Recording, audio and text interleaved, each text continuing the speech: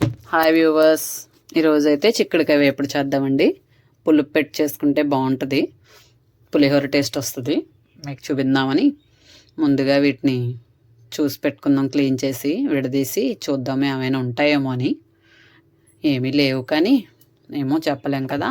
ముక్కలు అయితే చేయకండి, ఇలాగే వేసేసుకోండి. విడదీసి చూసుకుని కడిగేసుకుని వాటర్ పోసుకుని స్టవ్ మీద పెట్టండి. కాసేపు ఉడుకుతాయి. ఇవి ఉడికేలోగా కొంచెం మిక్సీ పట్టుకోవాలి. కొబ్బరి, పచ్చిమిర్చి, అల్లం, జీలకర్ర, కొంచెం కరివేపాకు కూడా వేయండి. పులిహోర టేస్ట్కి బాగుంటుంది. వేసి మిక్సీ పట్టేసి ఉంచేసుకోండి. ఇవి ఉడుకుతున్నాయి, ఇంకా కొంచెం ఉడకాలి. ఉడికిపోయినాయి. ఇప్పుడు పాన్ పెట్టండి. ఇలాగ చింతపండు గుజ్జు కూడా తీసి పెట్టుకోండి. పాన్ పెట్టేసుకోండి. ఆయిల్ పోసేసి కొంచెం మినప్పప్పు, వెల్లుల్లి, కరివేపాకు, జీలకర్ర, ఎండుమిరపకాయలు, ఆవాలు వేసి వేయించుకోండి. ఇది వేగిన తర్వాత కొంచెం ఇంగువ వేసుకోండి. ఇంగువ వేసుకుంటే టేస్ట్ బాగుంటుంది అనమాట. చెప్పాను కదా పులిహోరలా ఉంటుందని, అందుకు. లాస్ట్లో ఆవపిండి కూడా వేద్దాము. ఇప్పుడైతే ఇంగువ వేస్తున్నాను. దీని తర్వాత ఉడికిపోయిన చిక్కుడుకాయలు వేసేయండి.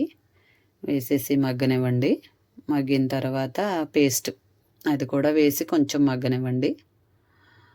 ఈ పేస్ట్ వేసేసిన తర్వాత సాల్ట్ కూడా, చింతపండు గుజ్జు తీసి పెట్టుకున్నాం కదా, అది కూడా వేసేస్తున్నాను. చిక్కగా తీసి పెట్టాను. కొంచెం బెల్లం, చాలా చిన్నదే వేస్తున్నానండి నేనైతే. తీపి కావాలనుకుంటే వేసుకోవచ్చు. మా వాళ్ళకి కొంచెం స్వీట్ ఎక్కువ ఇష్టపడరు, అందుకని చిన్నది.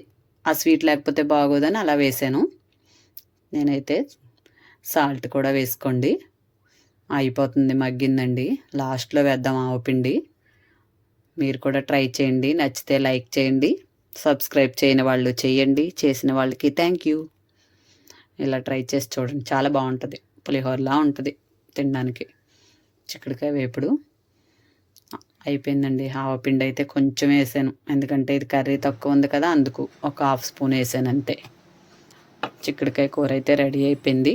మీరు కూడా ట్రై చేయండి. Okay, thank you, bye bye.